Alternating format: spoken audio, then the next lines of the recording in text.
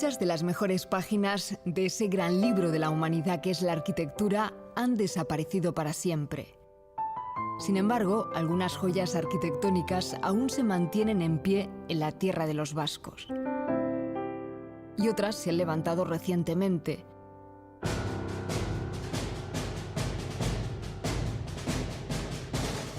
Todas ellas merecen que alcemos la vista en nuestros pueblos y ciudades para descubrir su belleza extraordinaria. Una semana más será un verdadero placer mostraros 3 auténticas joyas de nuestra arquitectura para que seáis vosotros quienes decidáis cuál es tu edificio favorito.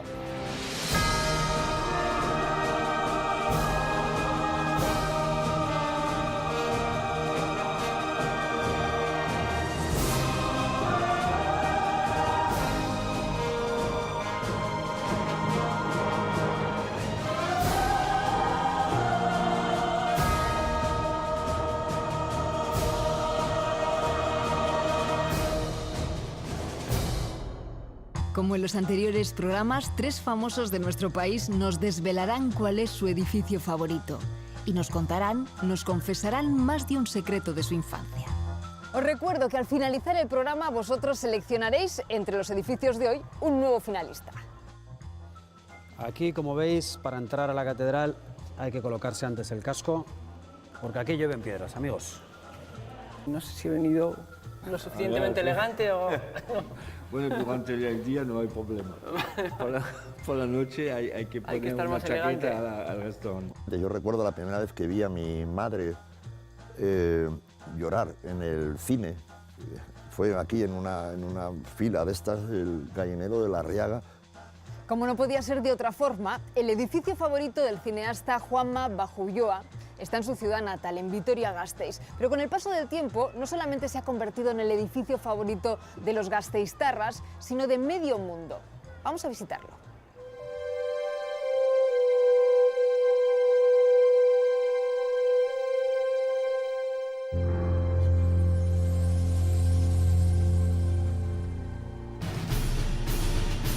En la ruta del Camino de Santiago, en medio de la llanada alavesa, destaca majestuosa la Catedral de Santa María de Vitoria, más conocida como la Catedral Vieja. Es un templo de estilo gótico que comenzó a construirse en el siglo XII. Desde entonces, Santa María ha crecido y sufrido junto con la ciudad, y como en los anillos de un árbol, en sus piedras se puede leer la historia de Vitoria. Juanma Bajo Ulloa es uno de nuestros mejores cineastas. Se crió en el casco antiguo gasteiztarra, en la calle Nueva Afuera, bajo el influjo mágico de la Catedral de Santa María. Desde entonces, a Juanma le han fascinado los templos. Allá donde va, visita todas las iglesias. Pero la que más le atrae sigue siendo la Catedral Vieja. Y ahora empieza a entender por qué. Creo que es uno de los lugares especiales que todavía existen donde hay esa cantidad de arte por un lado. Hay una sensación de respeto, porque claro, ¿qué lugares del mundo quedan donde uno entra y hay silencio, ¿no? Prácticamente no hay ninguno ya. La Catedral de Santa María ha sido muy importante para mí porque ha representado también parte de mi vida. Estas calles son mis calles de la infancia. Yo nací en la calle Nova Fuera, muy cerquita de aquí, a unos metros, en el casco viejo de Vitoria, y me las he recorrido pues innumerables veces y además han servido de decorado para mis películas, para mi trabajo. He localizado muchas veces por aquí y he rodado también varios de mis trabajos en esta zona. Cuando se amuralló el primitivo poblado de Gasteiz, se adosó junto a aquella muralla defensiva un pequeño templo, el antecesor de la actual catedral.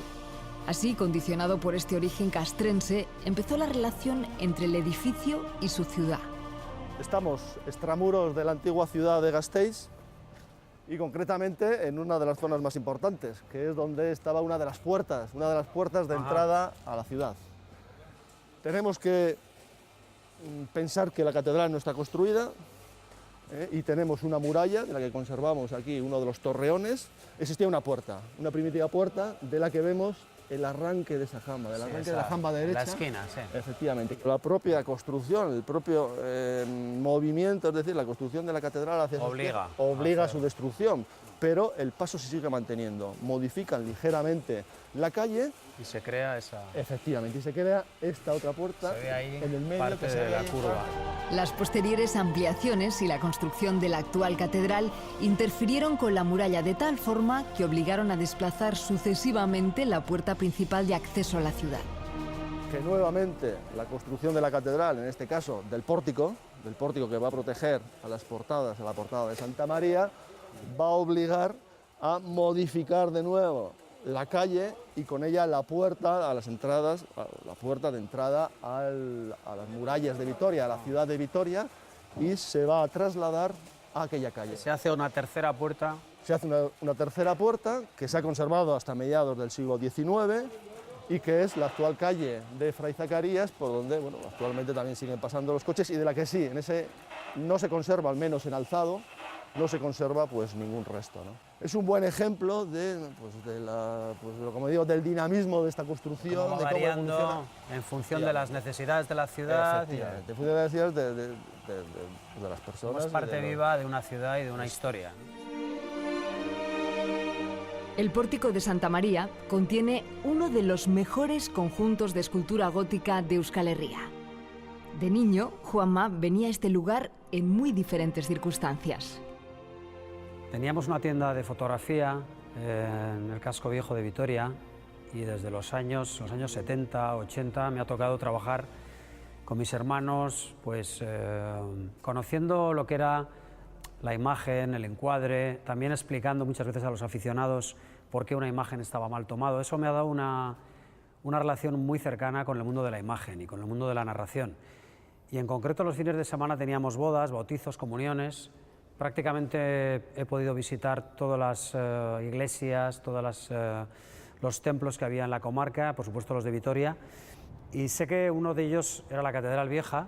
Todas las catedrales góticas me marcaron ya desde niño porque eran lugares para mí cargados de energía, cargados de significado, cargados de también un sentimiento un tanto misterioso y hasta un poco negativo, y que ahora ya pues con la información que uno tiene cuando ya crece y le interesan las cosas, pues lo conviertes en algo que es parte de ti.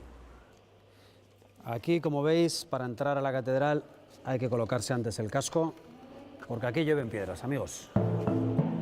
Actualmente la catedral se encuentra en medio de un proceso de restauración modélico que le está arrancando todos sus secretos y que ha convertido a Santa María en un referente mundial.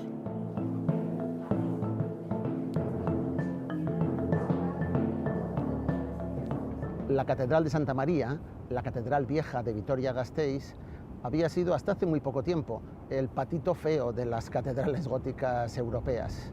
Pero ahora, tras su reciente restauración y el exhaustivo proceso de investigación a que ha sido sometida, algo que ha alcanzado un nivel que no es común, que es absolutamente infrecuente en cualquier otra edificación histórica de Europa, se ha transformado en un espléndido, en un rutilante cisne bonito. Lo que ha salido a la luz es que la catedral era un gran libro de la historia, de los últimos 1000 años de historia, al menos de Euskal Herria, no solo de Vitoria-Gasteiz.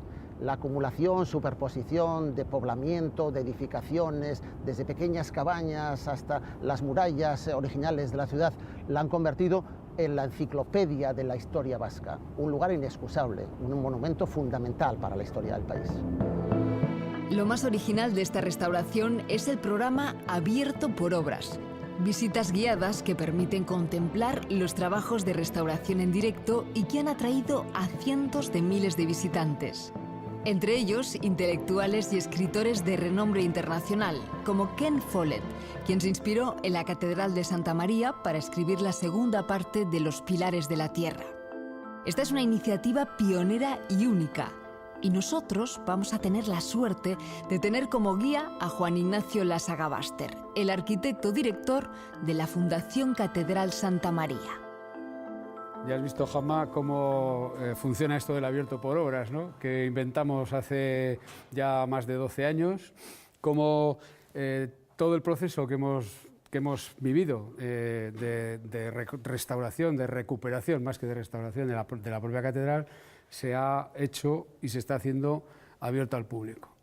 Esto está provocando una relación muy personal entre el visitante y el monumento, hace que la gente entienda lo importante que es conservar el patrimonio, lo importante y lo difícil que es hacerlo bien. El proyecto de rehabilitación ha abierto al público la posibilidad de ver las tripas y reformas en marcha de una catedral.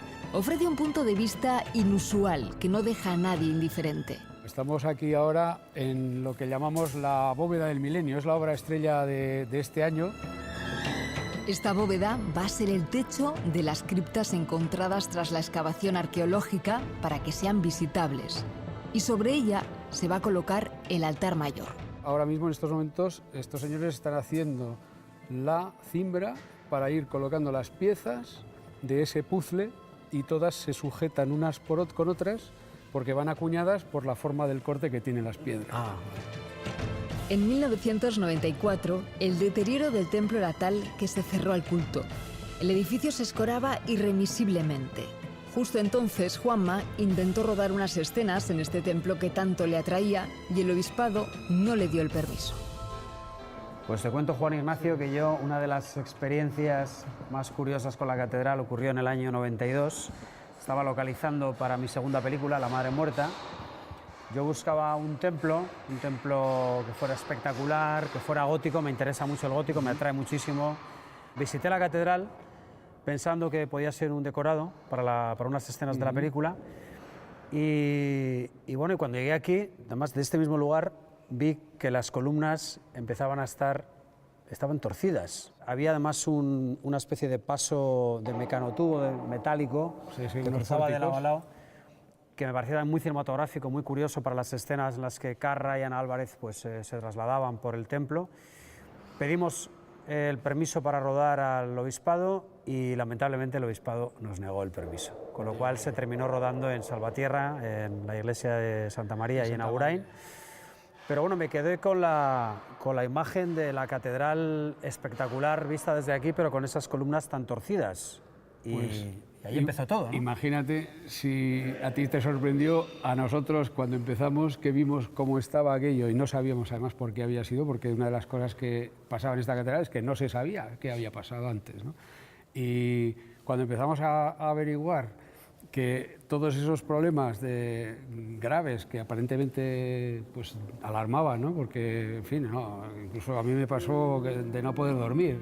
En 1997, la Diputación buscó la asesoría de Giorgio Grocci, un italiano experto en estructuras históricas, para solucionar todos los problemas del edificio. Se hizo una primera operación de prevención y apuntalamiento y se elaboró un plan director para rehabilitarlo y garantizar su futuro. Y a partir de ahí, pues empezamos a dejar entrar a la gente para que viera un poco la excavación arqueológica, las investigaciones que se iban haciendo, que iban sumándose al plan director, y decidimos no cerrar y, es más, incorporar las visitas al proyecto, es decir, a los proyectos de restauración venían ya con la obligación de estar preparados en la mayor parte, no en todas partes, pero sí donde se podía, hacerlos accesibles a la gente. Es que es una idea genial, quiero decir, creo que es algo, no sé si había algún precedente en Europa, ¿no? de una obra en la cual el espectador, el que viene a visitarla, puede ver cómo están trabajando y cómo se están descubriendo. Esta manera sostenible de acometer una restauración de manera integral se ha convertido en modelo para resolver un problema, algo hasta ahora excepcional en el mundo. Al hacerlo atractivo, al hacerlo interesante y al hacerlo sobre todo coherente y consecuente todo el proceso para la sociedad, pues se ha convertido en una manera de resolver un problema sin plazos y sin costos previstos, ¿no? Y me acuerdo además cuando empezamos a hacer el pórtico, la restauración del pórtico, que allí se hizo una pasarela intermedia que empezó a surgir un diálogo entre los restauradoras, en ese caso, y la gente que dejábamos acceder para que se vieran las imágenes del pórtico, que son fenomenales, más de cerca, ¿no? Y enhorabuena, aquí tienes un fan. Pues muchas gracias, Rafa. Yo también soy un fan de tus películas. Bueno. La restauración del templo nos ha abierto las puertas de nuestro pasado. Desde el siglo VIII hasta la actualidad, los más de 1200 años de historia han quedado condensados entre sus muros. Mira, Juanma, por ejemplo, una de las cosas buenas que tiene esta catedral es que se puede leer como si fuera un libro abierto.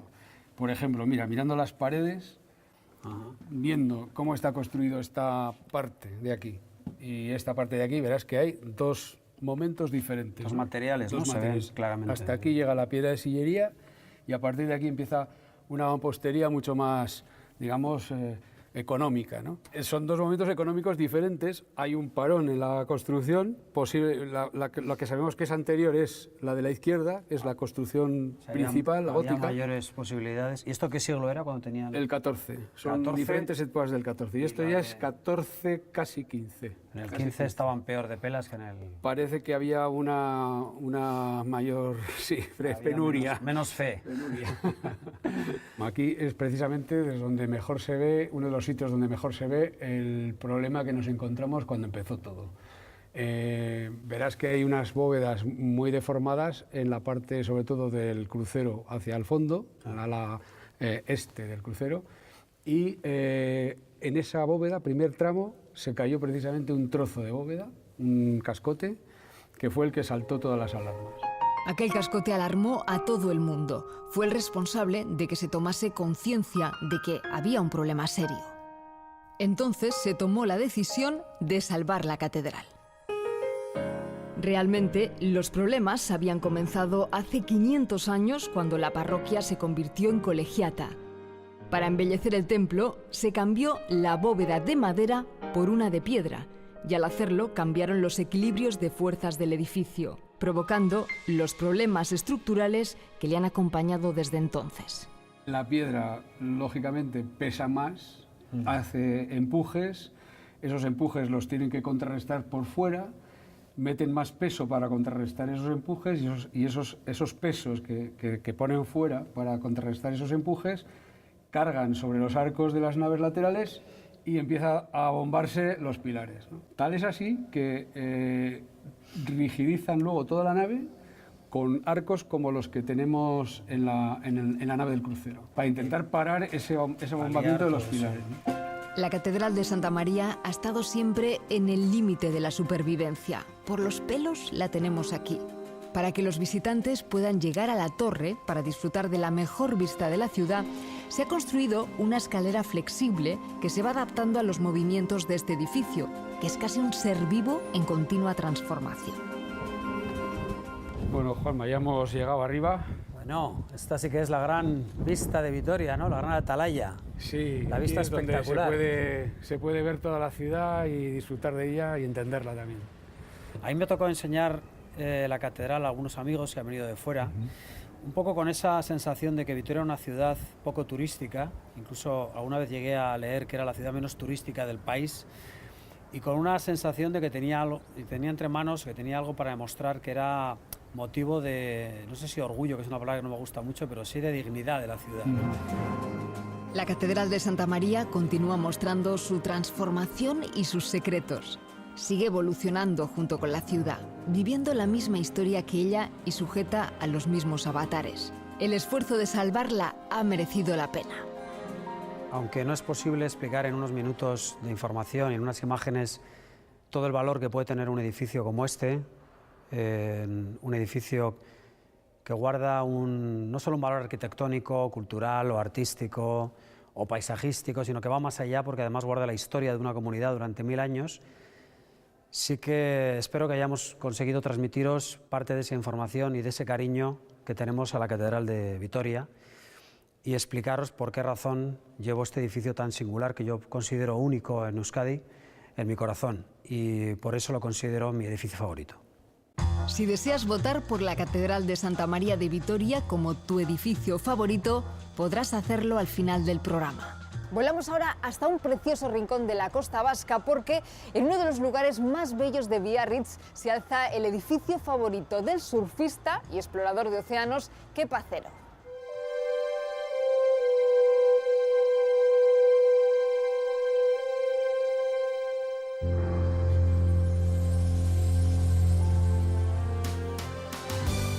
No exageramos al decir que el Hotel du Palais de Biarritz está entre los mejores hoteles del mundo. Es uno de los 8 únicos hoteles de toda Francia que tienen el título de palacio. Forma parte del Comité Colbert, que reúne a las 75 empresas más importantes del sector del lujo.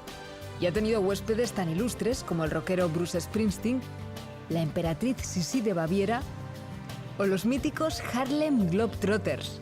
Pero la grandeza de este hotel está en que gracias a él surgió una nueva forma de hacer turismo que marcó para siempre la historia de la costa vasca. Luego lo veremos, pero antes sepan que el Hotel du Palais también es vital en la historia del surf. Y eso lo sabe muy bien el célebre surfista de Getxo, Kepa Acero. ¡Aupa! Estamos aquí en la Gran Plaza de Biarritz. Ya ves que hoy está muy triste de olas, pero normalmente es una playa que tiene mucha constancia de olas. Yo le tengo un gran cariño a este sitio porque llevo desde muy pequeño surfeando aquí, he metido muchas horas y además este es un lugar histórico para la práctica del surf porque aquí empezó el surf en Europa. Gran parte de culpa lo tiene ese edificio de ahí, el Hotel du Palais. Venga, vamos. El Hotel du Palais, plantado sobre el borde de la gran playa de Biarritz, constituyó a mediados del siglo XIX una revolución en el panorama de la arquitectura, en parte por su magnífico porte y construcción, obra de arquitectos imperiales del Imperio francés, de Napoleón III y de la emperatriz Eugenia de Montijo, pero sobre todo por la elección del emplazamiento. Entre nosotros es el primer edificio que inaugura la costa vasca como lugar de ocio, el mar como lugar del que se puede obtener satisfacción y no solo peligro y ocasionalmente alimento. El vacacionar, veranear en las playas, meterse en el mar, disfrutar de las olas en Euskal Herria es un privilegio que le debemos expresamente a la construcción o a la elección como emplazamiento del Hotel du Palais. Esto inicialmente en el siglo XIX, en su reforma a principios del siglo XX, en 1903, se convierte en uno de los mejores hoteles de Europa en absoluto y por él han pasado, como se verá, es un número extraordinario, inacabable de grandes celebridades de toda la historia europea. Kepa Acero es el menor de 3 hermanos, todos ellos surfistas, y ha cabalgado las olas de los 5 continentes. Subido a su tabla, ha surcado incluso las aguas de la Antártida rodeado de pingüinos. Y todo empezó no en su Algorta natal, sino en la playa de Biarritz. Bueno, nosotros la primera vez que vinimos a Biarritz, yo tendría 8 años y veníamos porque no había material de surf todavía allí y veníamos en coche con mis 3 hermanos, mis padres con un R5 y todas las tablas arriba y ese fue mi primer contacto con Biarritz. Luego ya nos encantó y veníamos muchos veranos normalmente en camping, alguna vez nos dejaban un apartamento y en apartamento y nos encanta este sitio. Y solíamos venir aquí a las tardes a pasear, a tomar un helado y desde muy pequeño yo me acuerdo que me quedaba mirando ese edificio y decía, joder, ¿quién se quedará ahí, no? Siempre me ha fascinado el edificio. Kepa Acero no es el primer surfista fascinado por este lugar. El primero fue Peter Bierzel, un prestigioso guionista de Hollywood, autor entre otros del guión de La Reina de África. En 1956, Bierzel se alojó en el Hotel du Palais mientras retocaba el guión de la mítica película sobre los Sanfermines, Fiesta, cuyo rodaje estaba a punto de comenzar. Al llegar a Biarritz, se fijó en las excelentes olas que rompían frente al hotel y de inmediato pidió que le enviaran desde Hollywood su tabla de surf. Él fue el primer surfista en estas aguas y a partir de Biarritz, el surf se extendió por toda Europa a toda velocidad. La prueba es que los informativos franceses ya hablaban de la pasión por el surf en las playas de la costa vasca tan solo 7 años después de que Peter Bierzel llegara al Hotel du Palais. Sur la côte des Basques, maintenant, au rendez-vous des surf riders. Ah, ce franglais, direz-vous. Avouez tout de même que si vous racontez vos souvenirs au retour des vacances, vous serez plus auréolé en vous prétendant surf rider que chevaucheur de ressac. Fue en esa época cuando Peter Bierzel se hizo esta legendaria y surfera foto en Biarritz. Casi medio siglo más tarde, Kepa rememora ese momento. El majestuoso edificio del Hotel du Palais fue levantado a mediados del ya lejano siglo XIX. Lo mandó construir el emperador de Francia Napoleón III, sobrino de Napoleón Bonaparte, como regalo para su esposa, la condesa andaluza Eugenia de Montijo. En su origen era por tanto un palacio privado y no un hotel. Y dice la leyenda que la planta del edificio tiene forma de E, porque esa es la letra inicial de Eugenia. Bonjour. Bueno, estoy aquí en el Hotel du Palais, en Biarritz, y nunca imaginé que iba a entrar aquí. Pero bueno, ahí vamos, adentro. Kepa le recibe quien mejor conoce los secretos de este edificio, la persona que lleva 24 años como el director del Hotel du Palais. Hola, Gilby. ¿Qué tal, Kepa? Muy bien. ¿Cómo estás? Muy bien, ¿qué tal tú? ¿Con buen tiempo hoy? Sí, un placer, joder, sí. Sin olas. Ya, nada. Vengo aquí a que me cuentes un poquito la historia del hotel y la gente que ha vivido aquí. Ah, bueno. No sé si he venido lo suficientemente elegante o... Bueno, durante el día no hay problema. Por la noche hay que poner una chaqueta al restaurante. Bueno, entonces puedo verlo, ¿no? Hombre, claro. Vale. Bueno, voy a enseñarte un poco del hotel. Fenómeno. Y de unos cuadros. Venga. Importantes. Encantado. En el lujoso comedor parece escucharse todavía el eco de un pasado histórico, cuando nobles y monarcas se reunían aquí para tratar cuestiones de Estado o para disfrutar de sus vacaciones. Y como anfitriona, la emperatriz de Francia, Eugenia de Montijo, la gran responsable de que toda Europa se fijara en Biarritz, cuando este lugar no era entonces más que un pueblecito de pescadores. Aquí había solamente casitas. Claro. No había nada. Y después empezó a formar todo... Después venían todos los amigos, los reyes de Serbia, los rusos, de Inglaterra, Eduardo VII, el duque de Windsor, después toda la familia real es de Europa esta época. O sea que empezó a crecer así, ¿no? Ha hecho la fama de Biarritz, que está más famoso que Monte Carlo a esta época. Eugenia de Montijo disfrutó del palacio como propiedad particular hasta que, destronada y arruinada, tuvo que venderlo a un banco en el año 1880. Solo entonces se convirtió este edificio en un hotel casino. Era una mujer muy... hermosa, ¿no? Muy hermosa, sí. Y Napoleón le gustaban las mujeres. Ah, sí, ¿eh? Sí. El retrato del emperador decora también un rincón del comedor. Es él que ha hecho esta casa por el amor de su mujer. O sea, que lo hizo por amor. Sí, y estaban aquí durante 15 años, de 1855 hasta 1870. O sea, que le gustaba esto, ¿no? Le gustaba mucho. Y le gustaba también Biarritz. Lo que también les gustaba mucho a Napoleón III y a su esposa Eugenia eran los baños de mar. Hasta entonces el mar era visto como un lugar lleno de peligros en el que solo podían hacerse dos cosas: pescar o ahogarse. Pero cuando los aristócratas de Biarritz empezaron a bañarse en la playa, todos les imitaron, convirtiendo el baño de mar en una moda que sigue viva hoy en día. Claro que los bañadores de hoy no se parecen mucho a los de antes.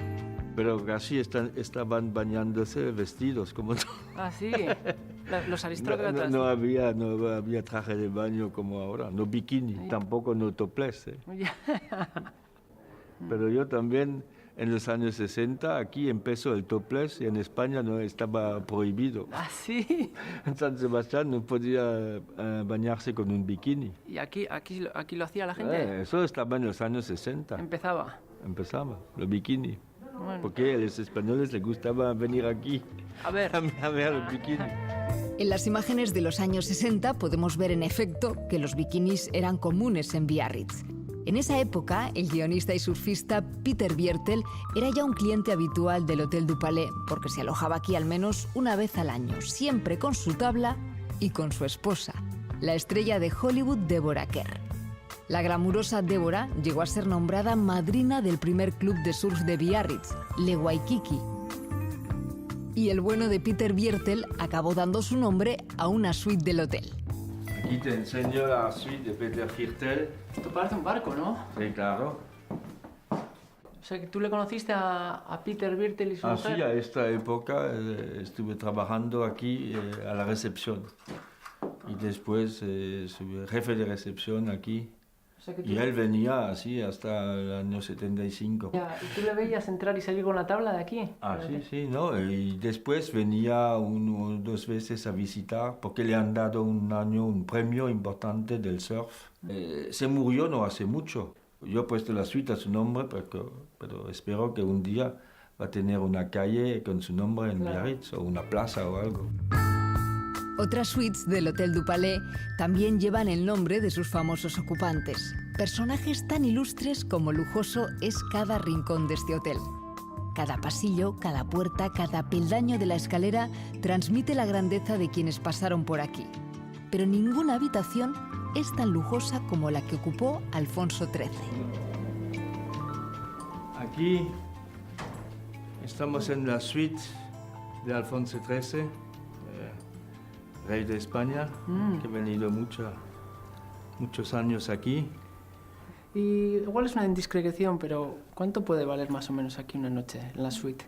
La suite vale 4.500 ¿Euros el día, la noche? Sí, con una habitación, con la segunda 6.000. Bueno. Sí, por noche. Uy, ya está bien. Pero que No, es impresionante. vale la pena, claro. sí. Sí. Y todas estas cosas son hechas del hotel, son nuestra fabricación exclusiva para nosotros, de la gente del hotel que trabaja y hace las cosas. Todo hecho a mano. Sin duda, el interior es muy lujoso, pero estar en primera línea de playa también es todo un lujo. Es una razón más para apreciar la grandeza del Hotel du Palais. El primero de su especie, el pionero de una tradición imitada en toda la costa vasca, en todos aquellos lugares en los que se atrajo a la aristocracia con el reclamo de los baños de mar. En Donostia, en Zarauz o en Getxo. Yo vengo de Algorta y allí tenemos el Puerto Viejo también, que es un puerto de pescadores, y allí se empezaron a crear balnearios también. De ahí empezó a hacerse mansiones grandes y empezó el turismo de verano, y es un poco el mismo ejemplo cogido de aquí y aplicado a donde vivo yo, que es Getxo. Desde Getxo hasta los mares que bañan los 5 continentes, pasando por Biarritz. Así está siendo la trayectoria vital de Kepa Acero, un surfista que debe mucho al Hotel du Palais, por lo que este lugar supuso para el turismo en toda la costa vasca y para el mundo del surf. Sin este hotel y sin el guionista de Hollywood que llegó aquí con una tabla bajo el brazo, la vida de Kepa no habría sido la misma. Bueno, yo llevo desde los 15 años viajando por todo el mundo. He tenido la oportunidad y es un privilegio de conocer todos los rincones del mundo. Ahora mismo vengo de la Antártida, antes está en Australia, en todos lados, hasta en California, ¿no? Entonces yo creo que he hecho el viaje inverso al que hizo Peter Birtel. Al venir aquí, yo he tenido la oportunidad de salir a otros sitios y conocer el mundo. El mundo pasaba por Biarritz cuando el Hotel du Palais abrió sus puertas. Por la grandeza del hotel, por el surf y por Biarritz, este es el edificio favorito de Kepa Acero. Bueno, Biarritz tiene un significado especial para mí porque he surfeado aquí desde mi niñez y también es la cuna histórica del surf en Europa, así que el Hotel du Palais es mi edificio favorito y espero haberos convencido a vosotros también. Si el Hotel du Palais es vuestro edificio favorito, podréis votar por él al final del programa. Continuamos con nuestro viaje en busca del mejor edificio de la arquitectura vasca y ahora vamos a adentrarnos en el corazón de Bilbao porque allí, en el Cogollito del Bocho, se encuentra desde hace más de un siglo el edificio favorito del actor bilbaíno Ramón Barea.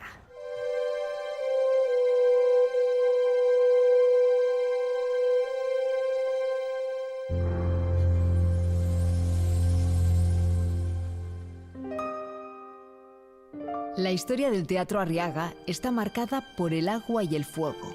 Se levanta la plaza que lleva el nombre del compositor bilbaíno Juan Crisóstomo de Arriaga, y de la plaza tomó su nombre el teatro.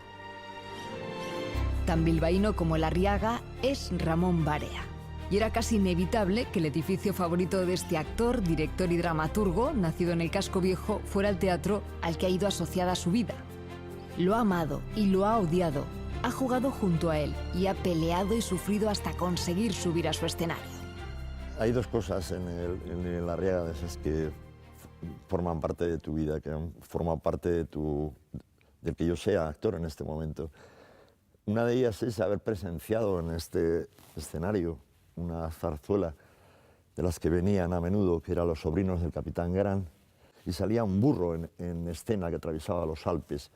A mí eso del teatro, esta caja mágica, me parecía un sitio muy deseable, ¿no? Y aquí hice, en este escenario, mi primer papel profesional, porque cobré, no sé, qué pocas pesetas, en la compañía de María Fernanda Docón y Armando Calvo. Hacían un Don Juan Tenorio, y siempre que iban de gira por provincias, buscaban gente para hacer papeles pequeños, y a través de algún amigo común yo acabo haciendo el alguacil del don Juan Tenorio con frase, por eso cobrábamos, y había que decir: téngase allá, don Luis Mejía, sed preso. Y eso era todo mi papel, pero era importantísimo verte con aquellos que eran los actores y en un teatro tan enorme, ¿no? Tan impresionante. Fue mi primera vivencia como actor. La construcción del Teatro Arriaga en Bilbao en la última década del siglo XIX, la Edad de Oro de Bilbao, fue una demostración de que la nueva aristocracia vasca, la aristocracia bilbaína, la aristocracia de los banqueros, de los grandes industriales y mineros, no solo era inmensamente rica, sino que además tenía buen gusto.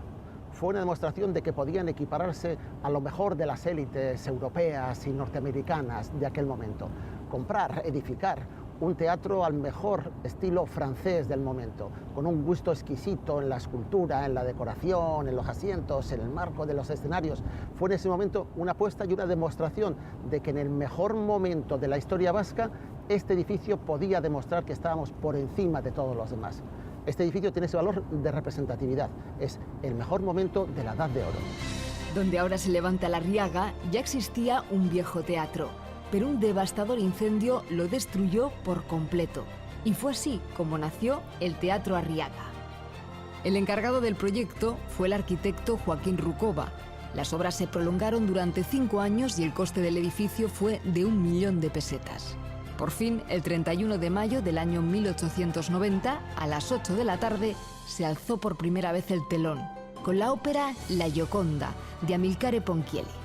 El periodista Carlos Bacigalupe conoce la historia de este teatro como nadie. Pues era gente muy diversa y gente popular, ¿eh?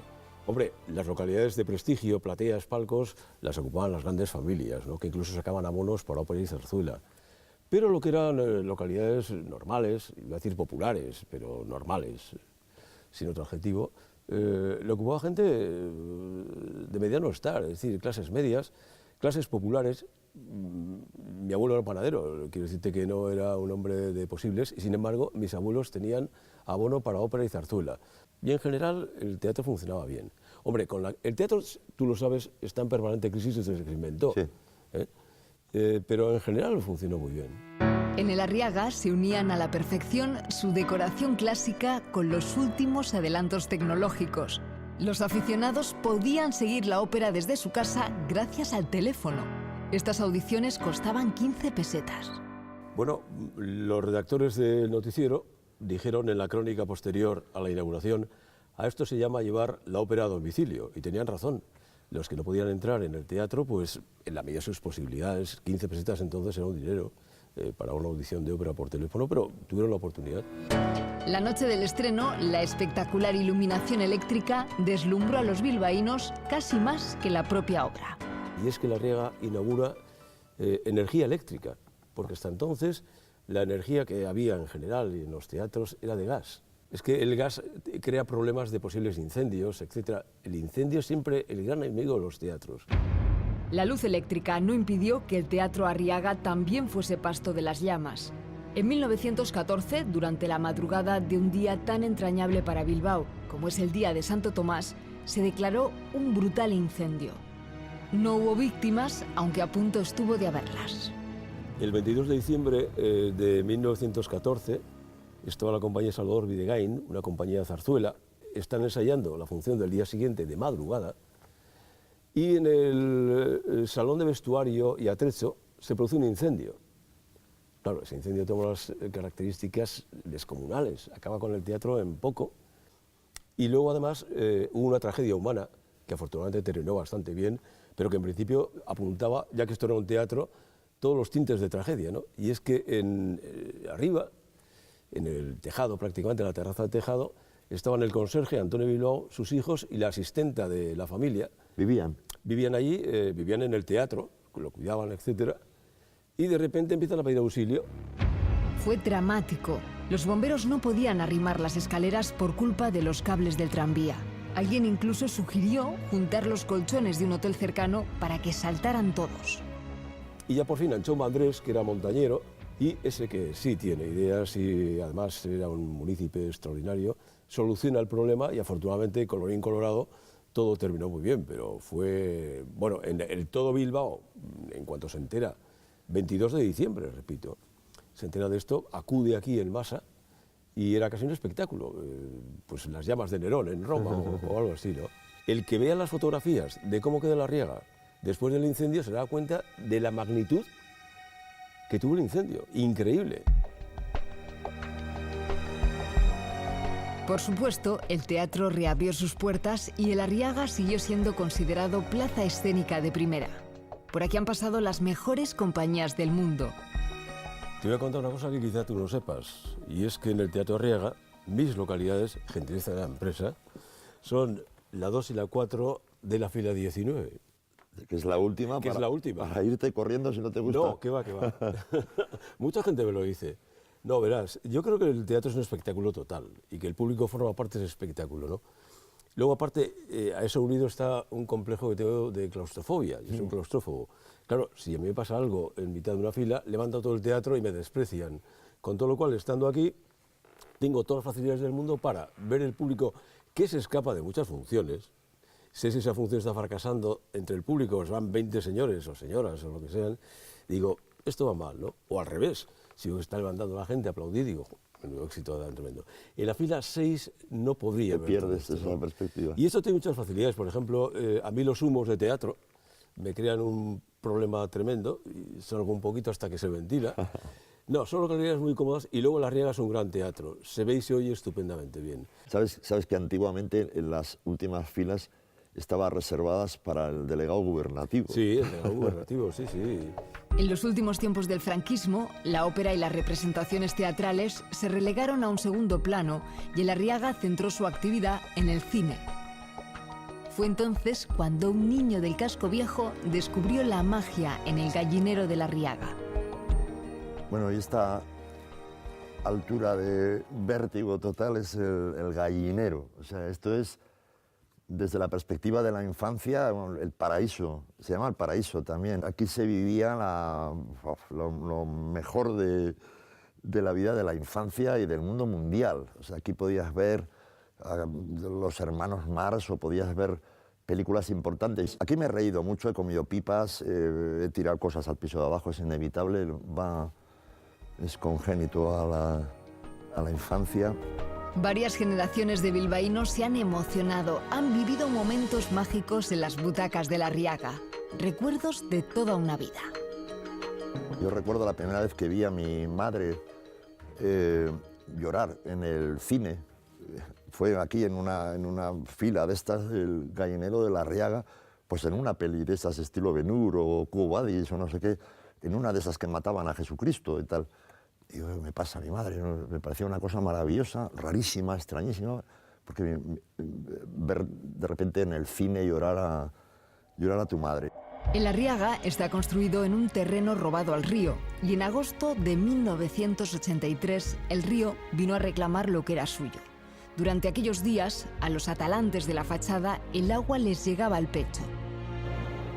Las inundaciones destrozaron el teatro y obligaron a elaborar un proyecto de remodelación muy ambicioso. Desapareció el local del Club Náutico, se construyó la gran escalera imperial y se suprimió la cafetería de la planta baja. Que era la última cafetería que hubo de Arriaga y tenía como dos plantas y tal.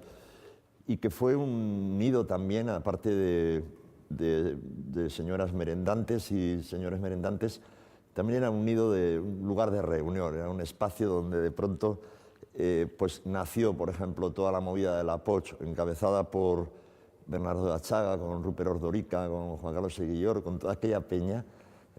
Era un sitio de reunión y unas mesas cercanas a ese grupo había otro que era el Cómicos de la Legua, que era nuestro primer grupo de teatro, años 70, nuestro primer grupo de teatro independiente, que tenía también su cuartel general para reuniones al calorcito del café con leche en esta cafetería de la Arriaga.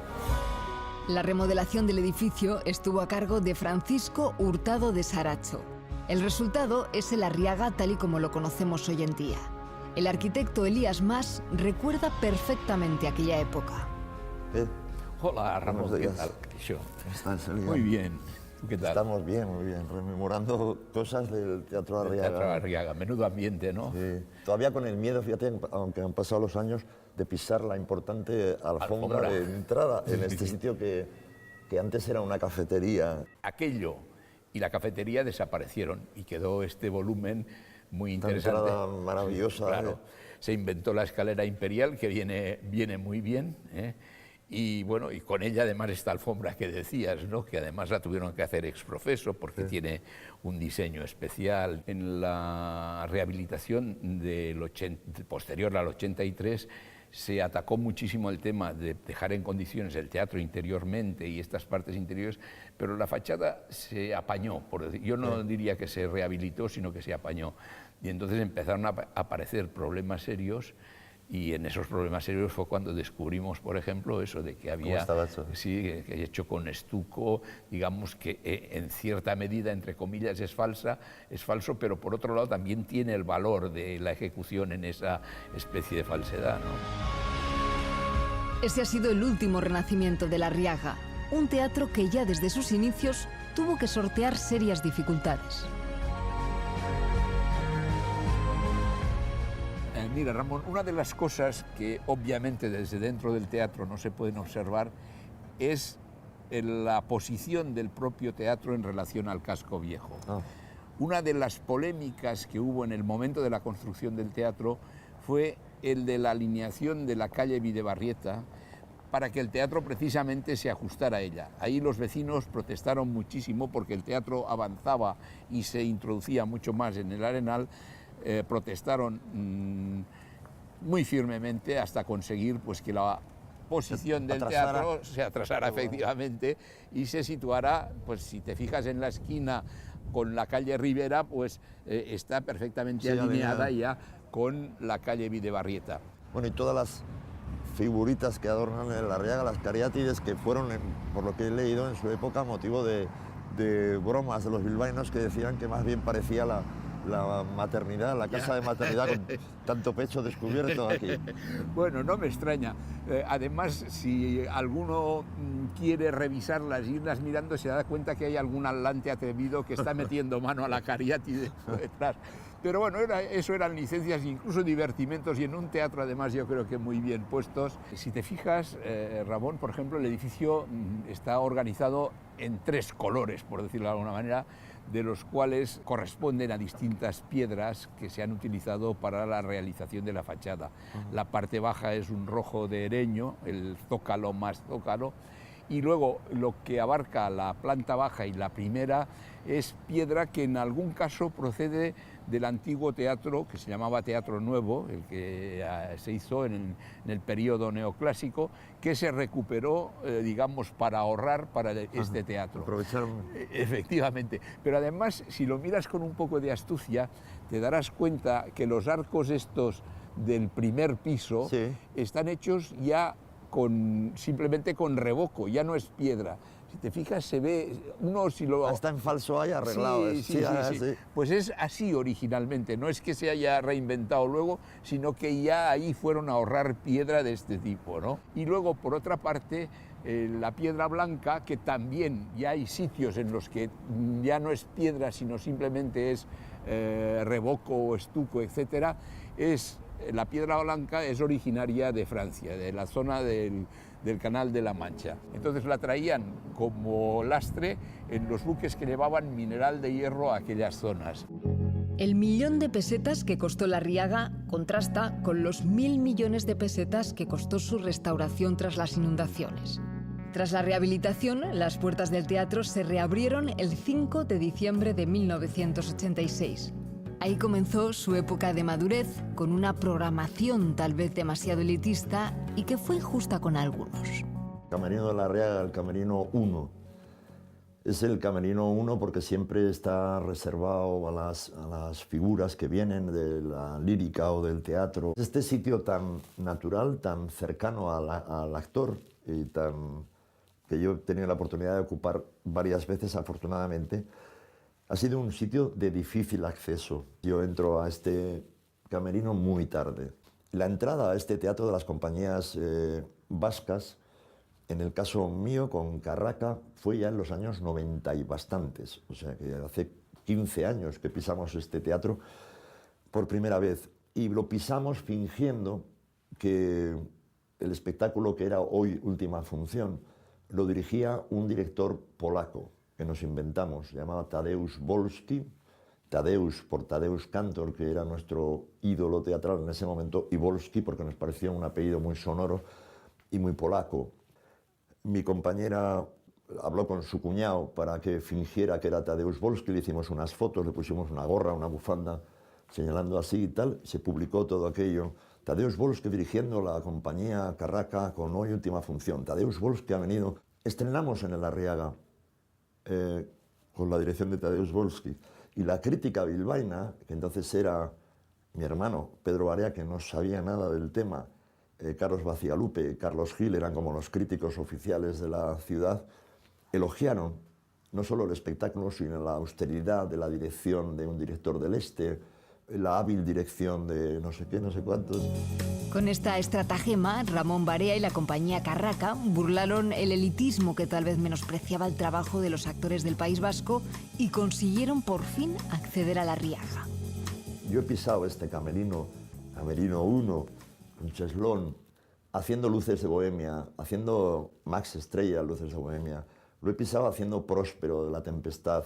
Lo he pisado con la compañía con Flotats, una producción del teatro español, y siempre con personajes protagonistas. Pero hay una parte sentimental que yo tengo por niño del Casco Viejo y por actor con el Arriaga. Lo quiero y lo odio mucho. El Arriaga es un milagro de supervivencia. Ha superado ya los 120 años de edad y ha aportado incontables momentos de placer y cultura a los bilbaínos. Es un edificio querido por todos. Bilbao, cuando se concentra, lo hace frente a la Arriaga. Y aquí se lee también el pregón de Aste Nagusia. El Arriaga es ya un símbolo de Bilbao. Por muchas razones. El Arriaga es el edificio importante de Bilbao para mí. Por todos los vínculos, por todas las cosas que han sucedido aquí, es mi edificio favorito.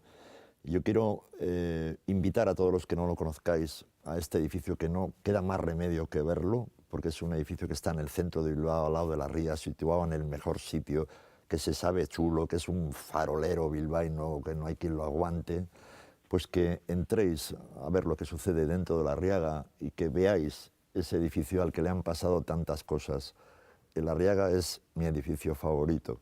El Teatro Arriaga puede estar en la final de tu edificio favorito si votáis en unos instantes. Para ayudaros en vuestra decisión, os recuerdo los 3 edificios que hemos visitado hoy. Para votar por la Catedral Vieja de Vitoria, que hemos recorrido de la mano del cineasta Juanma Bajo Ulloa, envía un SMS al 25.000 escribiendo EDF espacio catedral o entra en la página web del programa. Si te ha gustado más el Hotel du Palais de Biarritz, escogido por el surfista Kepa Acero, envía un SMS al 25.000 pero escribiendo EDF espacio hotel o entra en la web del programa. Y para votar por el bilbaíno Teatro Arriaga, que nos ha mostrado Ramón Barea, envía un SMS al 25.000 escribiendo EDF espacio Arriaga o entra en nuestra web.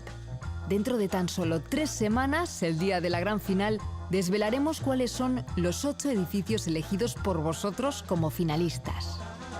Podréis encontrar toda la información que queráis sobre el programa en la página web de tu edificio favorito.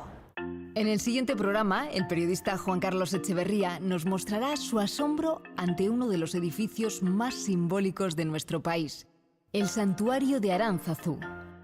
El político Antonio Ortúzar nos mostrará sus rincones favoritos de otro edificio también cargado de simbolismo, la Casa de Juntas de Guernica.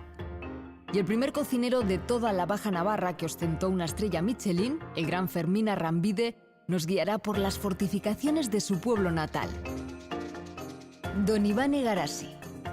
Aquí os espero dentro de 7 días para continuar con este espectacular viaje por lo mejor de la arquitectura vasca. Ya sabéis, estamos buscando tu edificio favorito.